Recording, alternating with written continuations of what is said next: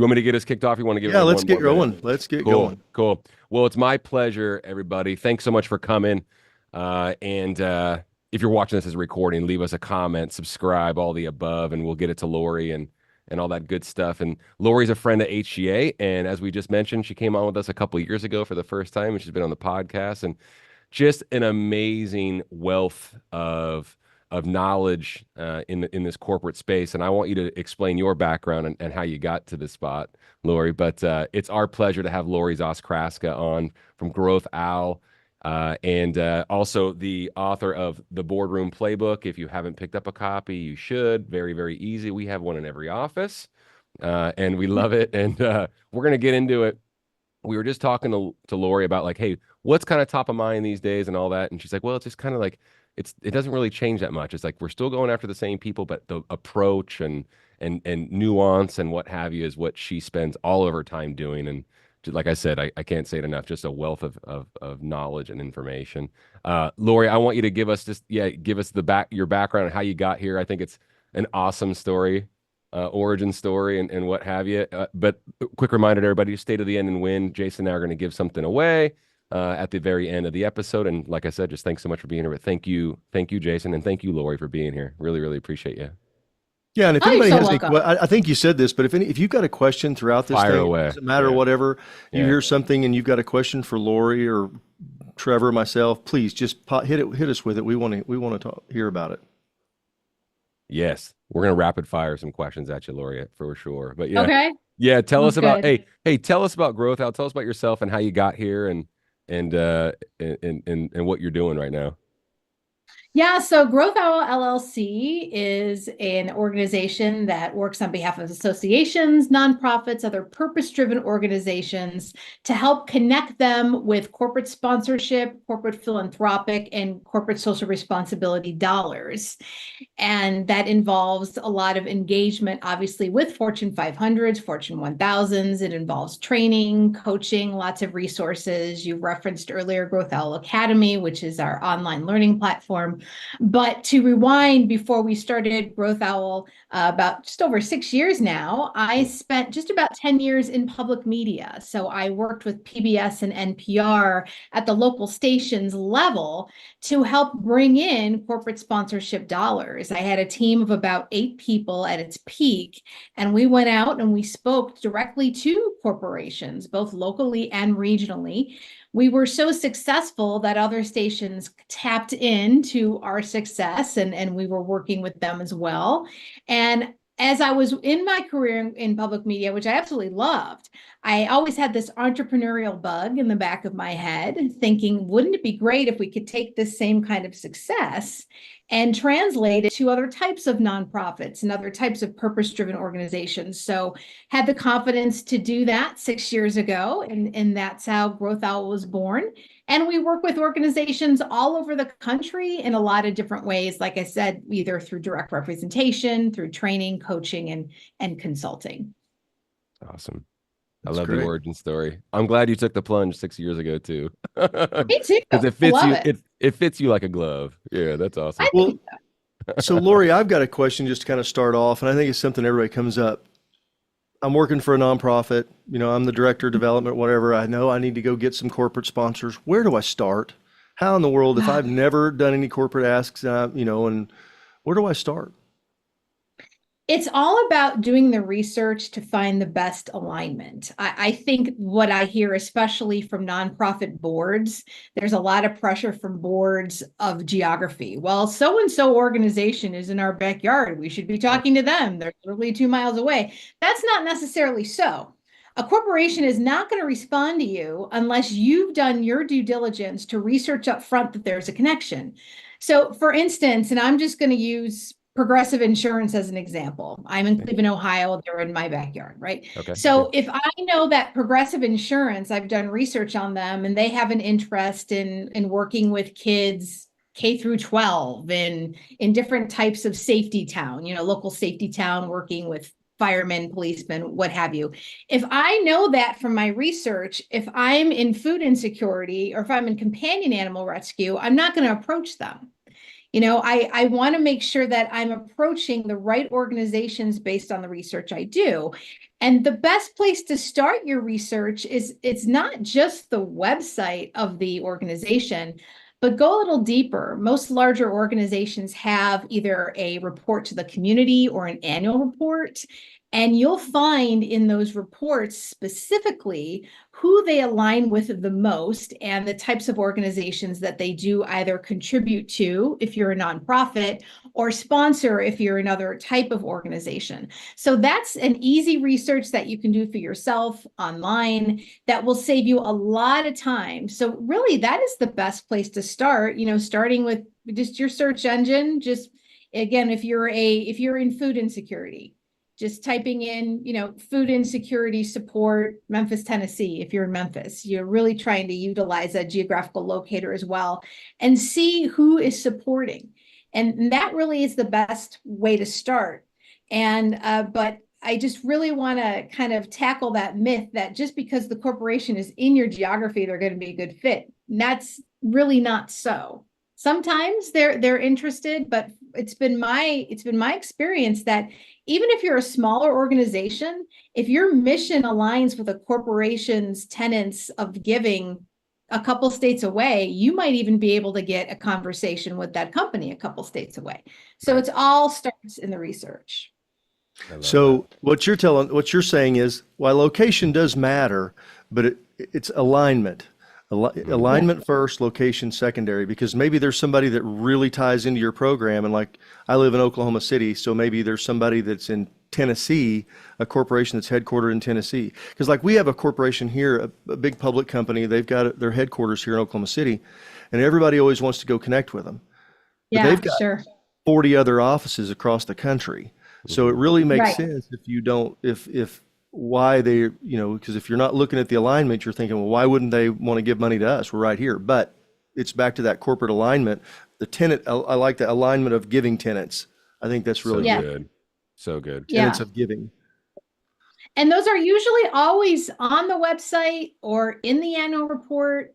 If you just type in the name of the company into Google or whichever search engine you use and corporate philanthropy or, corporate social responsibility, you're going to get to the section of the site that lists what they support. They're very open about it. So I was gonna say that's not a just, mystery typically, right? They want folks to know that. Yeah. Yeah. that's exactly Okay. right. Yeah, Yeah. Yeah. absolutely. Okay.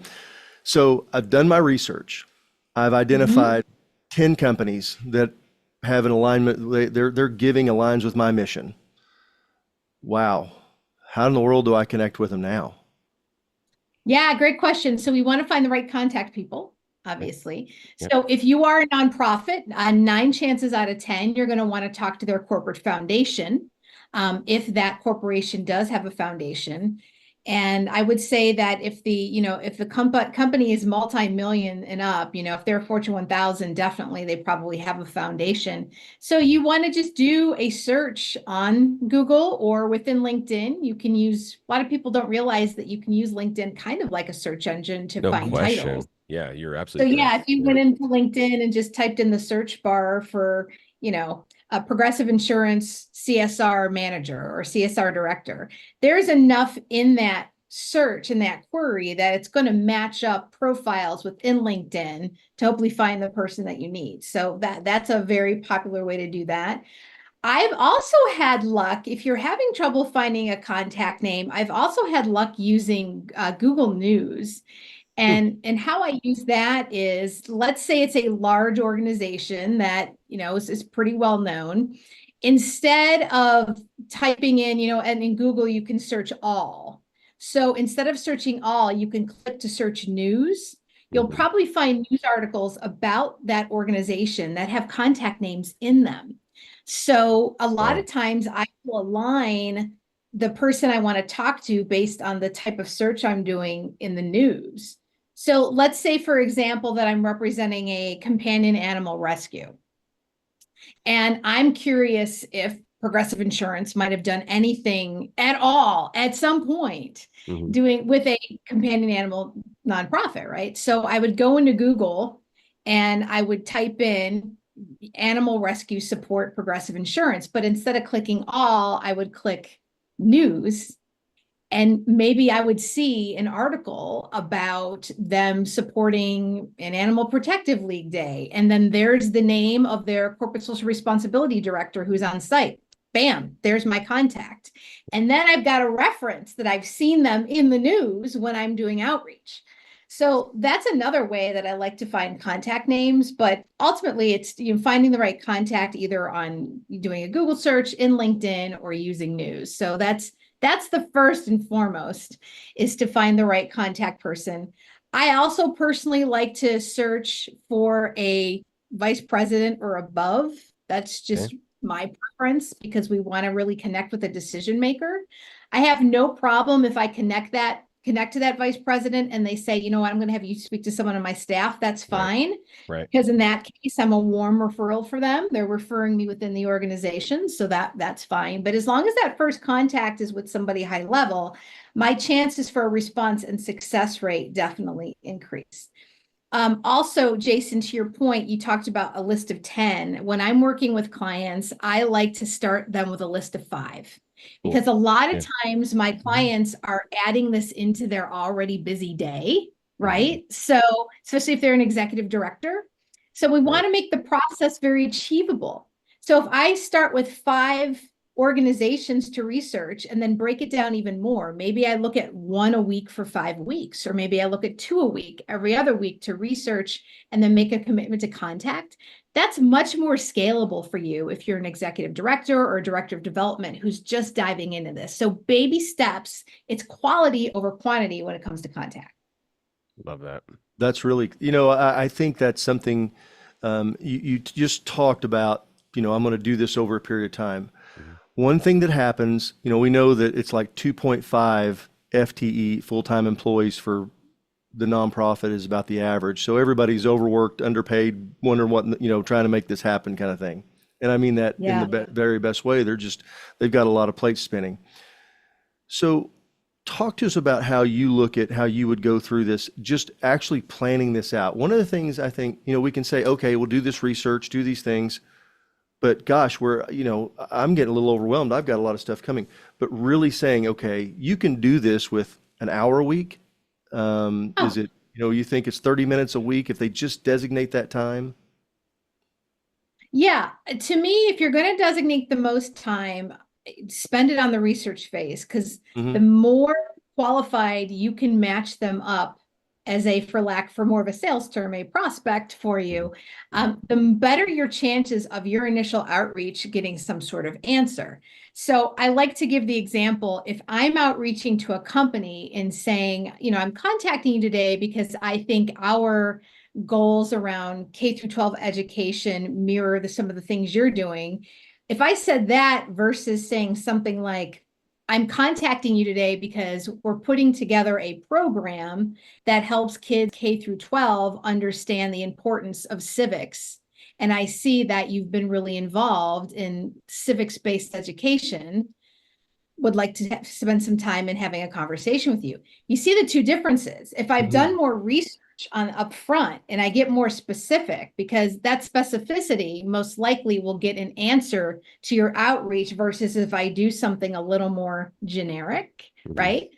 So, it's funny because we live in a world right now that's a lot of cut and paste. It's AI, it's automation.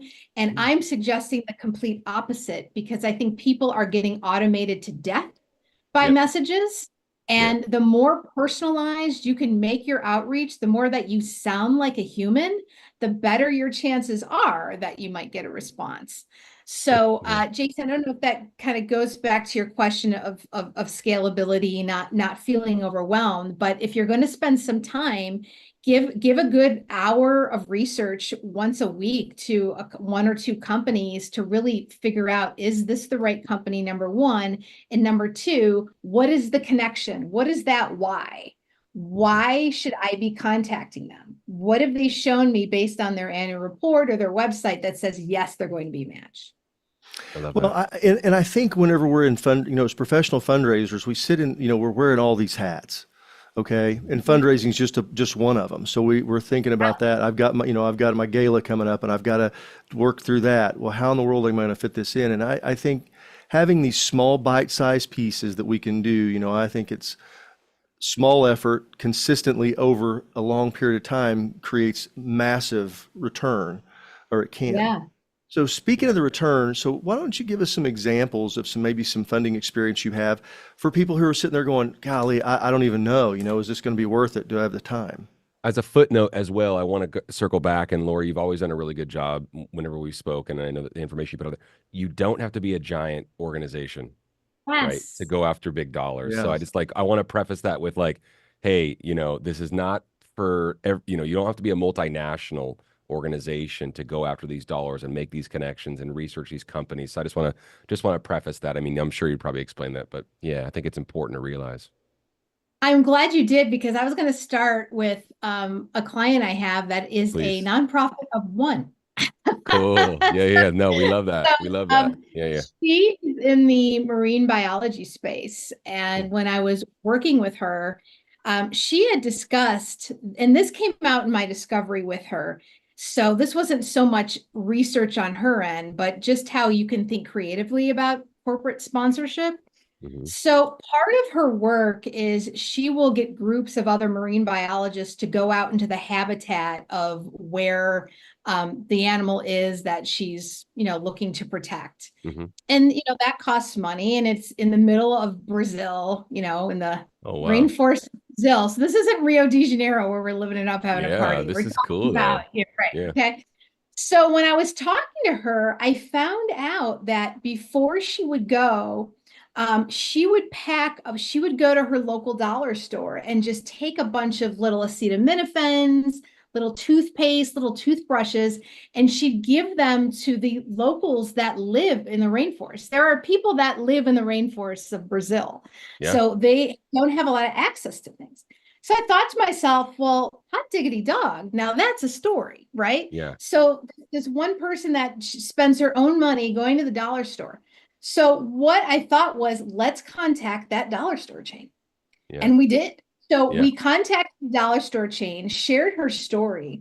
That started as providing her with gift cards to go to her local store to purchase these items. And now it's turned into general support for her expeditions. So Awesome. that is a great example of just a one person nonprofit Hmm. that just thought, well, heck, I go to this dollar store all the time. I mean, and I it was love it. just helping her see that in a very different perspective. Mhm. So, I would say that if you're a very small nonprofit and there's somebody that you utilize as that you're a customer of, Hmm. a Hmm. lot, Vendors. Yep. whatever that is, Absolutely. it's a great place to start. No Companies question. want to hear I mean, that is a connection. Customer it's to retailer or customer to company. That's a very Hmm. valuable connection. So that's a great place to start. And to your point, Trevor, I think actually now more than ever, corporations are very interested in hearing from much smaller companies. I A think so. great example is like a Coca-Cola, who's probably one of the largest brands in the world. They've been involved in philanthropic work for years, but it wasn't until maybe about around COVID that I noticed that they were actually bringing in professionals within their philanthropic arm that just dealt with the city of Atlanta, where they're Right. headquartered, Right. just dealt with certain pockets of underserved communities in Georgia. Yeah. That's not something they always did. Hmm. So and they're realizing, like other corporations, that we could give $20,000 to mega nonprofit USA Hmm. versus if we gave $20,000 to a three-person nonprofit providing meals on the street somewhere, that changes their whole trajectory. Yeah. So Totally. again, corporations are starting to get that. So if you're Hmm. small, you should never feel like, oh, should I really be calling them? Yeah. If anything, you're probably your narrative and just you contacting them is going to really separate you out from some of the bigger fish that are also trying to get their attention. I think that's huge. I think it's a massive point, and hopefully everyone takes that to heart because I think corporations, individuals with giving in general are really, really invested in knowing where and how much of their dollars and their investment in the organization is actually going to, right? So Yeah. yeah, yeah, you're not. It's not like, Coca-Cola saying, "Oh, I'm not going to give it to this multinational charity because it's just going to go into this giant blue ocean." Yeah, However, right. you're absolutely correct. Another point that you made very, very clear to us a couple years ago, and that and you just mentioned as well, and it's just folks to realize that so many of these organizations actually have people on staff where this is their job to find you, right? Absolutely. They want to be Yeah. found as well, and vice Yeah. versa, right? Yeah. It's a Absolutely. whole And you know what? industry, as a matter of fact. I mean, speak Oh, to it that. is. Wow.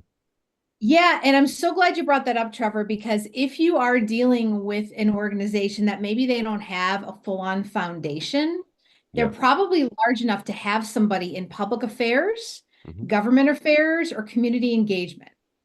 Agreed. And those parts of the company sometimes, and I'm seeing more often than less, have their own budgets as well. We just don't think about it. Or they're very influential to get you access to a budget if they feel as though you've connected. So if you're having Yep. trouble finding someone within a company, start with community engagement, government relations.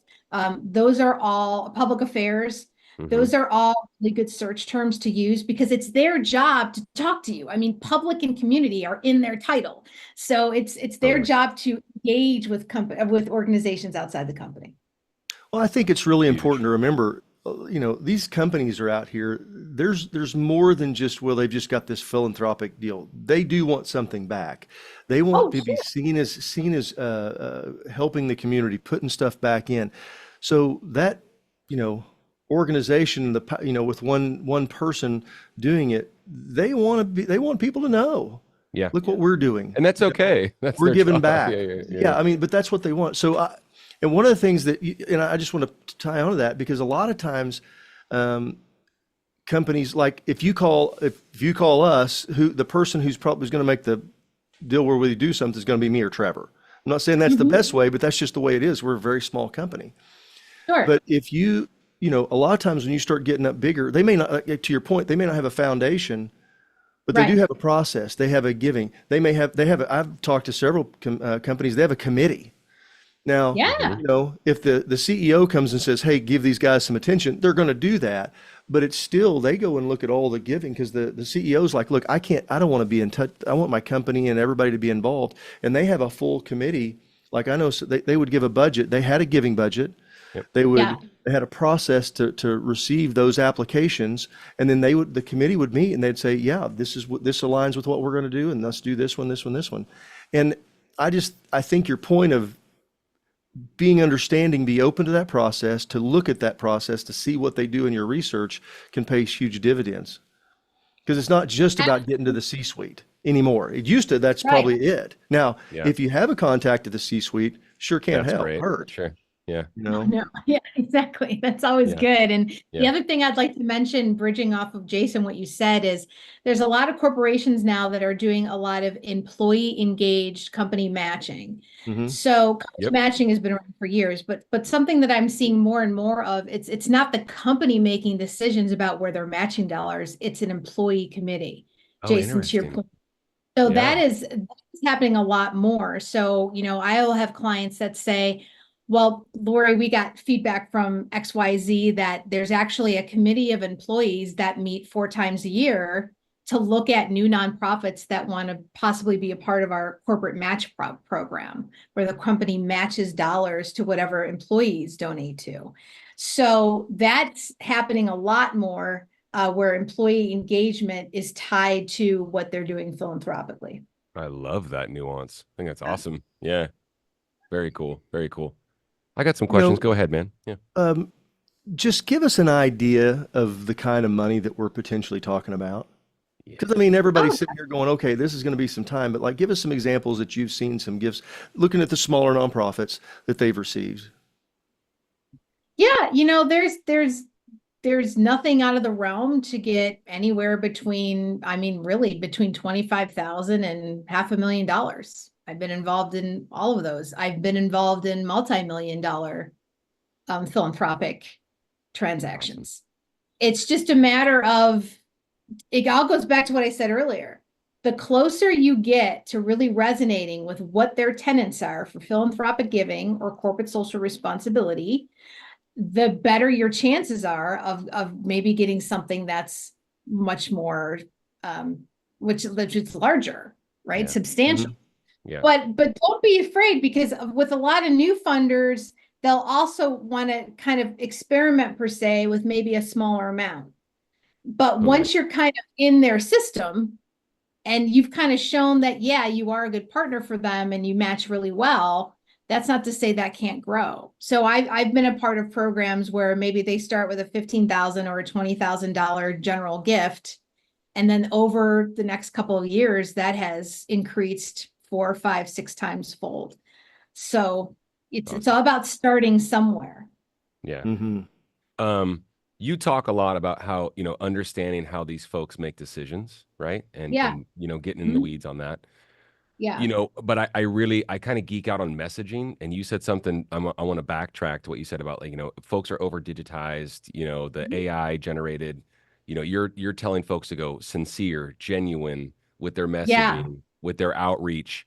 Are you also saying less is more, Mhm. quality over quantity? Like, let's get in the weeds a little bit when folks are doing that outreach, via email or picking up the phone or what have you. Yeah, I'm glad you brought that up. So in my book, I have a whole section called The Power of Brevity.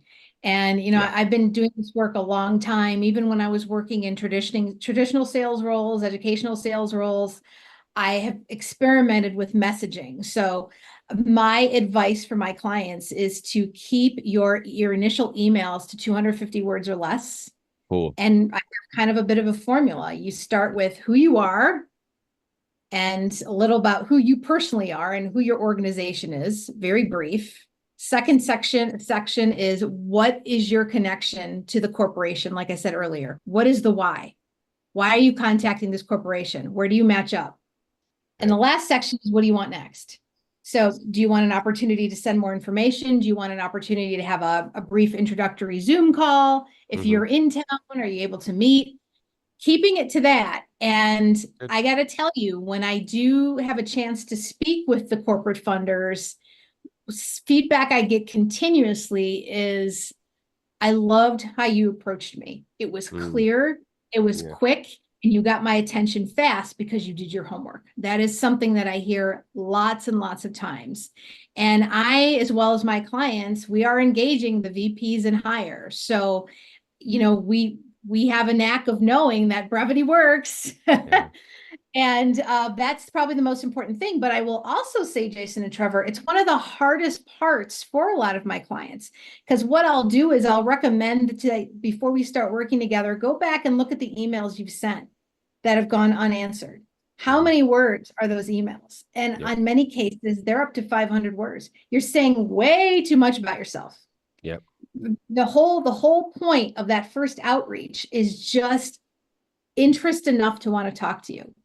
If this were dating, it's the first date. We're not proposing. We're not going to Vegas to elope. We're just want a second date. So that's why that brevity is really important, and that they know that you have the expectation of, we're going to take this slow, because the moment a corporate decision maker senses that you want to take it fast, that turns them off, just like in dating. Lori, you said something. No, it's great So though. It's we so talk big. about this a lot, about having we call it a marketing statement. If you talk to me and said, hey, Jason, how's it going? What do you do? So what do you do? I help nonprofits raise more money, because I'm just trying to start a conversation. I'm not going to tell them everything that we do, because because they may go, oh, nice, and then they just move on. Okay, that's fine. But they may go, well, tell me how you do that. Well, then I can go into that part of it. And I hear you saying basically the same thing. Let's not throw up on them and just blast them with a bunch of stuff, because I know personally, when I get an email, I've got, the attention span of a guppy. So I can't, if you give me all that stuff, and everybody does in our swipe culture, you got to get their attention, get to the point. And that's what so is that what I hear you saying? Don't beat around the bush. Don't go, hey, I wanted to see maybe if you want to have a cup of coffee. Right. Jason, you're exactly right. Okay. Yes. Yeah, you're exactly correct. We are in a culture now. Think about how we get information. Yeah. We get information on Twitter or X, whatever you want to call it. We get quick sound bites of things. When we are served a 30-second ad before content we want, we are very upset that we have to watch something for 30 There's a seconds skip before button we now move where on, you can skip right? it. Yeah, Exactly, right? So yeah, yeah. that has translated into how we receive business communication as well. So the days of business communication class where we're writing, long dossiers and putting together long Mm. PowerPoint presentations, those days are over. You are going to win if you're able to make a connection quickly and clearly and precisely. I love that. Yeah, that can't be overstated. The brevity of No, message. We say 10 words or less. yeah, If you can basically yeah, tell your mission's message in 10 words or less, Yeah, it's what do you great. do? What do you Yeah, do? It's like real who do you interesting. serve? Don't say you're a 501c3. that's They get right. it. Yeah, Like things like that, right? Yeah. Yeah. yeah. I Well, think it's Jason, really your great. answer to that question is perfect. I was at a conference this past week Mhm. and having the same conversation. Well, tell me a little about you do. And it was, Yeah. I mean, you just, the whole like, whoa, wait, Yeah, You lost me. yeah, Yeah. yeah. I still don't really understand what you do. Where it Yeah. could easily, I oversee fundraising, Hmm. and Hmm. when you have a brief statement like that, that makes the party that's reading it or listening to you open to want to query you more. Oh, Sure. tell me more about that. Yeah. Then you get more into the detail, right? Yeah. Yeah. So there's a whole psychology around it that really just seems to work. Well, there's a difference between if I'm asked to get up and introduce, to give a small presentation on what I do and about my company, and I'm going to do that. Mhm. A Yeah, presentation. I've been told, right. Jason, can you give us a couple of minutes about what you do, what you guys do? Okay, I'm going to say more than, well, we help nonprofits raise more money. I'm going to do more. But But the invitation was but there. Yeah. a presentation is that. Hmm. But Right. to start a relationship, Right. that's what we're trying to do, is to have a relationship. I'm the professional fundraiser. I'm trying to relate, and that's what it means. How can I relate? And That's right. blowing them back, like you said, at dating. So my question on that was going to be, one of the things that, and I have a dear friend of mine. She is the executive director of a foundation, does a phenomenal job. She really is. But sometimes she gets caught up in thinking, well, I just want to maybe just meet him for lunch and Hmm. shouldn't ask him and do all this. And I'm like, he said he's going to meet you. He qualifies in all the stuff exactly. His giving relates to your mission. He's expecting you to ask him for some money. Don't disappoint him. And I think, because I'm like, he doesn't need a friend. He's not looking to have a relationship with you personally. Hmm. And I Right. think Right. we get confused in that sometimes. And that was my deal about, hey, would you like to stop have some coffee? Hmm. Why are we going to have coffee? Yeah. I already had I mean, coffee. Yeah. and I Yeah. think that Yeah. we want to, I want to, how's the deal? Be disarming, or I don't want to seem too aggressive or too upfront. Can you kind of that? I mean, and I know it's kind of That's an interesting balance a though you knife bring up. blade that Yeah. we tend to walk, Yeah. between too much and not enough. But give us some context in that when dealing with these people in the corporate world. I think the best thing you can do is go on the offense per se of setting expectations of what this meeting is about. If you literally just want to have coffee with someone to get to know about their business, then say that. But if you want to have coffee to discuss getting to know about their tenets of giving and what opportunities there are, that's the key word for money. I love Right? that vernacular though. You're creating, yeah, Yeah. that you're So setting it's in place all there. about you setting the expectation of what you want, Yeah. So, but if you set an expectation and then you go to the meeting and it's something completely different, then yeah, the meeting is not going to go as you would hoped. Just think about, again, these decision makers, they want clear, concise communication. They're not afraid to talk to you about money. They're in business. Yeah. It's what they talk about every day, right? Yeah. Yeah. Yeah. It's just they don't want to go into a situation where they weren't prepared or they're not having the right conversation, or maybe maybe there's another person that needs to come along. If they knew that you wanted to discuss opportunities in funding, somebody else might be joining them and you might miss that opportunity. So don't be afraid to say what you want Love before that. the meeting Yeah. in terms of what the discussion points will be. That's not Well, off-putting. That's not off-putting yeah. at all. Well, Yeah. see, I think the off-putting part for some, and this is what I've been told. This is what people who I know who are in the corporate giving and they're running these programs. They're like, I talk to a lot of people. Don't waste my time. Mhm. You can ask me anything, but just tell me what it is. And I think that's, the frustration. And I'm talking about, there's a guy for a large public utility. They have to give away money. His They're job mandated is to to give give away away money. money. Yeah. Right. And so Right. whenever he comes up, he would say, I'm just frustrated because they won't just get to the point. Because I want to be able to say yes or no and know if Right. it's going to be within our box and be able to do that not because I'm trying to be harsh or cold, because he's a very kind person. He Yeah. just relationally, and He sounds like he's, a busy person. yeah, We help me, just take it help me. at face It's value. kind of like, Yeah. help me help you. Yeah, totally. Um, Exactly. I want to mention though as well, or I want to get your opinion. And I think just, the brevity of message, the Mhm. particular language, setting expectations, understanding the audience and realizing that that's a differentiator, right? And that's actually going to garner more attention into what you're, the outcome that you want, right? Because you're speaking a different language than probably all the other organizations that are vying for the same dollars. And we think that differentiation is stronger than competition when it comes to messaging and brevity of message and succinctness. And like you said, just laying out, using particular language to lay out um, the expectation. Another thing is, like you said, it's like Jason says this all the time, and you're echoing the same sentiment. It's like when you say the word giving, they understand that we're gonna have to talk about money, that kind of thing. And I just think folks dance around that, right? It seems like, yeah. Yeah, absolutely. And kind of bridging to what Jason said earlier, but relates to this, going to that research phase. If I'll tell you something that really frustrates corporate decision makers I talk to, Let's do is it. that you didn't do your research and you asked them for something that makes completely no sense to that company. That shows them that you're kind of wasting their time. If because there are companies that can be very specific. I was actually talking to a company today that they have specific giving guidelines where they're really, really focused overseas, right? So if you're a domestic company, why are you approaching me? We made it very clear online that we want to talk about clean water in Africa. Okay. Yeah. So why are you approaching me? That is what gets them hot in terms Yeah. of why are you coming to me? Yeah. That Yeah. all goes back to the research phase and to what you just asked, Trevor. The way to differentiate is knowledge is power. The Yep. more you know about them and the more that you can connect them, you show them that you know that you can make the connection. Because I've had clients say, well, Lori, they know that. Well, they want to know you know that. Yeah. They want to see that you know how to make the connection to them, Hmm. and that shows you've done your work. That's a differentiator. Okay, so Yep.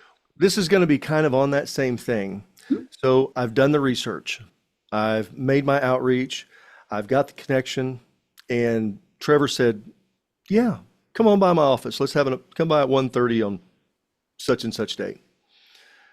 What do I need to do to be prepared for that?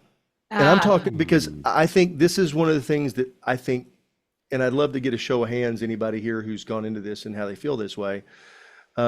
Where this is the point, they've done all the other stuff, and now it's like, Oh, you know what time? oh gosh, I don't want to blow it. They're so afraid that they're going to blow it that they blow it. Yeah. Or maybe if it doesn't go, they think they blew it. So what can they do to be prepared and understand going into that meeting what this is going to be? So once again, I want people to feel that they actually have more control and ownership over this than they might think. I No think question. they enormously go to the, oh my gosh, what am I going to do? Jason, exactly what you described. The first thing I like to ask is, if we're going to meet in person, what types of materials would you like to see, if any? Or would you like this to be a general conversation? That is 95% of the issues, right? Because Mhm. I'll be honest, myself, I don't like to take presentation material on a first meeting at all. First meeting, I don't even like to take an annual report unless I've queried my contact and they want to see something. Mhm. I really like it to be a free-flowing conversation, because that shows that I am 100% present with the decision maker. I'm not thinking about materials. I'm not thinking about technology. I'm not thinking about whatever. I'm just one-on-one with that person. It's thoughtful. It's actually more thoughtful to have a first meeting with absolutely no material. I really do. But Mhm. Well, you're building ask a the relationship. question. Yeah. That's right. Ask the question before the meeting.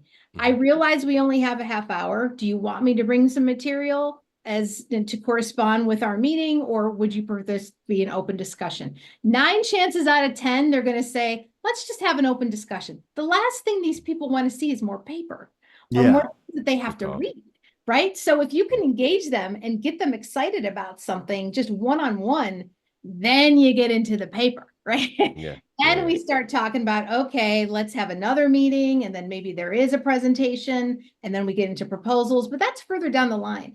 So take the pressure off of that first meeting by just asking questions. What would you like to see? And that is so rare that they're going to be refreshed by that, and you're already ahead of the game. Yeah, I think that's really, really good. I think Love that's, that. you know, and that You're goes not back. afraid to ask. I think you're Well, nudging people with this formula that you have in these mechanics where it's like, just ask the question. You know what I mean? well, It's okay. it's like, You know, how it are kinda you going tells to us where talk we're to gonna go. anybody else? Yeah. And it's like everybody puts in the corporate giving world, especially donors or people, whether it's a foundation, a corporation, you know, a very large give donor, somebody has a lot of money that they like to be very philanthropic.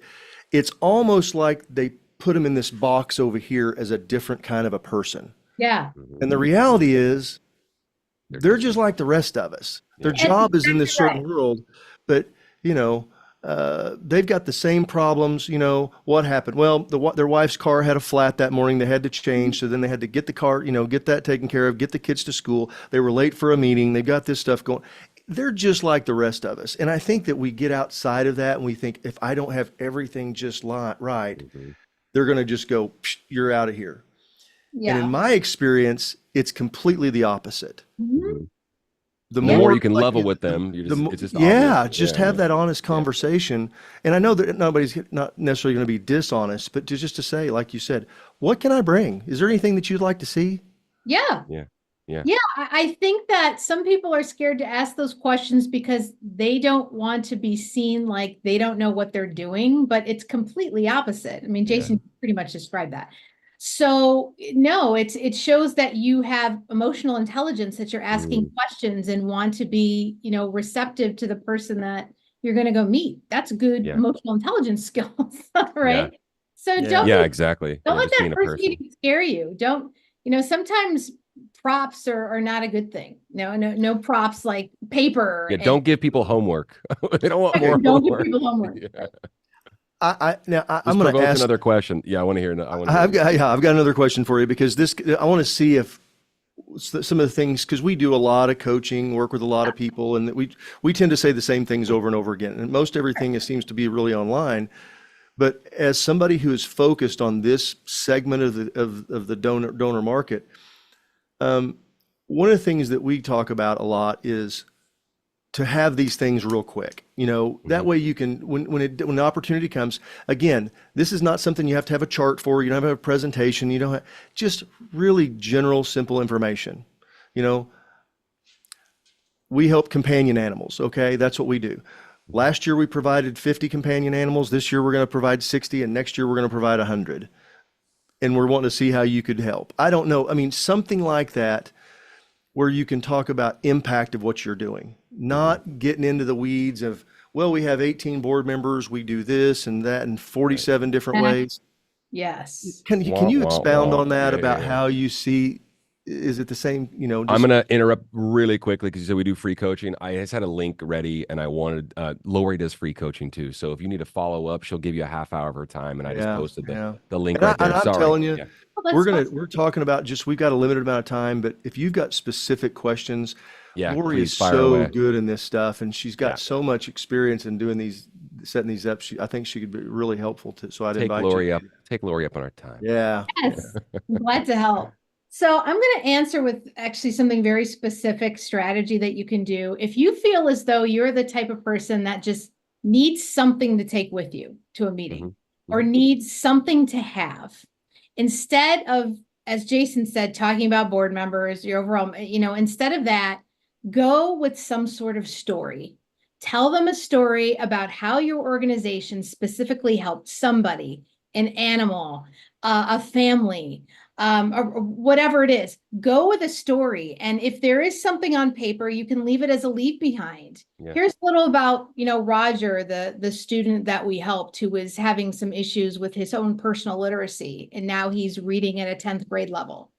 That's powerful. That is much more powerful than saying we have 25 board members and 10 of them are from Fortune 500 companies. I mean, that they want to know the outcomes. So if you want to focus on something, if you feel like you need something to take with you, present it as a leave behind, but have it be something that connects to something you've talked about in the meeting, which I always recommend a story. People love stories. Emotion. Storytellers since we were in the caves painting pictures, right? So yeah, and to your point, Trevor, you want to elicit emotion because most nonprofits don't have an issue in raising my intellectual curiosity or a decision maker's intellectual curiosity. Where they struggle is the emotional connection. But when we make decisions about moving people on, it's from the emotional connection.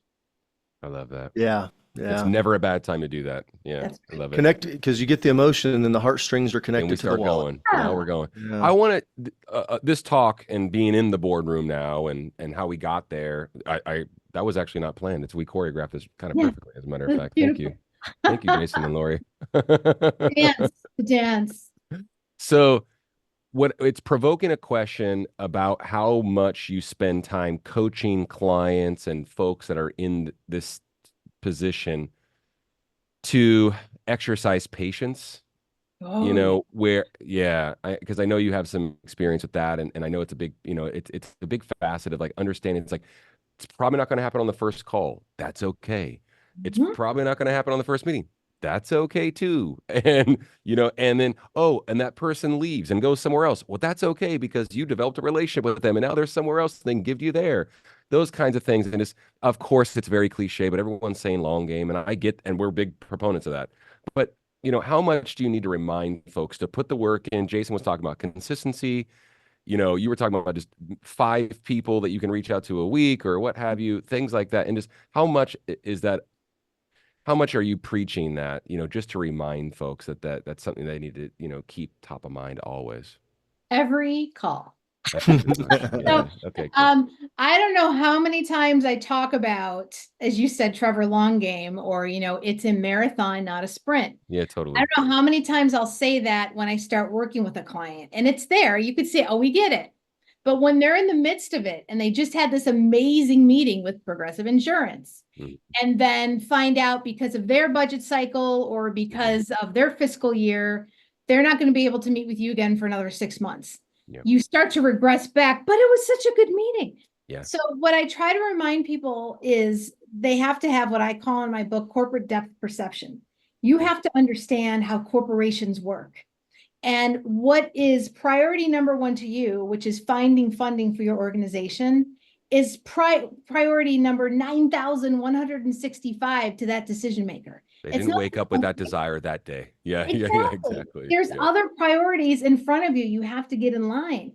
But I can tell you, for those that kind of, I like to say, fall off the wagon and get a little more antsy and start trying to engage them every week. Oh, what's going on? What's going on? That is the biggest way to get you out of love. Upset someone. Correct. Yeah. Those that understand the process and follow up respectfully, with a really good amount of time in between based on the information they've given you about follow-up, those are the ones that win. So it really is a marathon. And I'm reminding even my most sophisticated of clients that are multi-million-dollar nonprofits that work regularly with Fortune 500s, you still have to remind them. That's something you have to remind yourself every day. Yeah, like little things like, oh, go ahead, Jay. No, go ahead. I'm sorry. No, I was just going to say, hey, also, no means no right now. It doesn't mean no forever. Like little things like that. And we're such big proponents on being patient with the prospect, right? With the corporation, but also with yourself during the process, that kind of thing. Letting you and being, don't ride the highs too high and the lows too low. And so true. That is advice. Well, it is because you get all excited because the meeting goes great, and you're thinking, if I could just get this would really get me over the hump. Right. Yeah. And the reality is it just doesn't work that way. It That's just right. doesn't. And Jason, I'm glad you brought that up Yeah. because I think another error in judgment that some nonprofits make is if we help this company understand that if they just give us this, we're going to be able to achieve all our goals. That is not a responsibility a company wants. It's not fair. That's not fair. Yeah. Not, no. Yeah. Yeah. Yeah. Sorry to use the I fairness word, but yeah, it's not you fair to really expect want to that. watch Yeah. how you position that. Yeah. You know? They know that if they're going to provide a significant gift, you don't have to tell them that it's significant. They already know Oh, because for they sure. also vetted you before you come into that room. They've Yeah. vetted. Yeah. I want to do a little house cleaning real quick, everybody. I want to call for questions. As you can tell, we have an expert in the space on. So please, if you have any questions or you're just enthralled with the content and you're just like taking notes, that's fine too. But Krista, thanks so much for the feedback. Krista told us about she uses something, Lori, maybe you've heard of this valid business reason for outreach. Yeah, maybe it's an online resource, I'm assuming.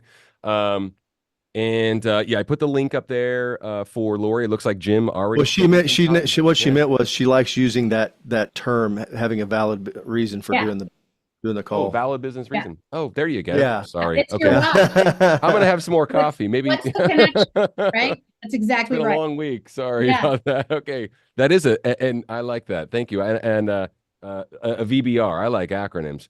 That's really, really cool. Thank you, Krista. And then Jim, yeah, appreciate the feedback. Jim already scheduled some time with Lori. Feel free, hit that link, everybody. Jim's lovely.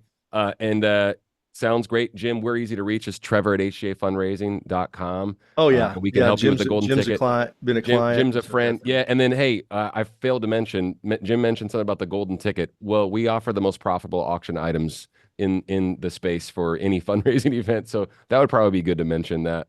So we're experts in auction items and fundraising, and Lori's an expert in the corporate giving space and fundraising as well. So hope that helps everybody. And Bev, good info. Thank you very much. Yep. Great. 4 different organizations. Hey, Bev's amazing as well. Lori would like to make an introduction to you all. And Bev, schedule some time with Lori. I think it's awesome. I was, yeah, I was doing my own research, as a matter of fact, even though I know what you do very, very well, and I see everything. A great place. And Lori, if I'm over speaking, please correct me, but a great place to consume Lori's contents on LinkedIn. Oh, yes. Okay. Yes. And I then put a lot on LinkedIn. if you want a copy of the boardroom playbook, which I would highly recommend to anyone, as a matter of fact, go ahead and email me and I'll get you a copy. Just Trevor at hjfundraising.com. And then yeah, last call for questions. We got a few more minutes. Jay, you have I've any got it questions? queued up. I've got something I'm ready to give away. We're going to give something away that folks can use towards one of those auction items if they have an event coming up, and we'll help make that connection. But yeah, Lori, amazing. We could talk for probably 2 or Yeah, 3 hours we about could. this. Yeah. Yeah. Yes. I'm really enamored with it. I think oh, hey, one question in doing my own research. Krista, Actually. it's if you look at the link, if you scroll back in the webinar chat, you'll see Yeah, that link. I re-added it. Yeah, I re-added it. Okay, Yeah. good. Yeah. It should be right So it's there. right there. The Calendly link. Sorry about that. I just copied it just to panelists. You mentioned something recently on a newsletter that I got about thought leadership. Oh, yeah. You like that? See, I did my research. Very good. And so would you like, I'll stop patting myself on the back. Would you like to discuss that a little bit, please? For the Sure. audience? Yeah, thank you. Sure. So if you have a situation where maybe you have an event, or maybe your nonprofit or your association has a conference, or maybe you do webinars, maybe there's some sort of webinar you do. Corporate funders, corporate sponsors are really looking closely at thought leadership opportunities. So this is where the corporate sponsor would have the opportunity to kind of showcase their expertise, not as their company, but as the actual professional that's speaking. So let me just give you an example. Please. Let's say that you have a conference and you wanted to do a session on AI and how it's going to affect your nonprofit. Let's say that you engage IBM, okay? IBM would have an interest to potentially send one of their regional vice presidents or regional directors to speak at your conference, not about IBM,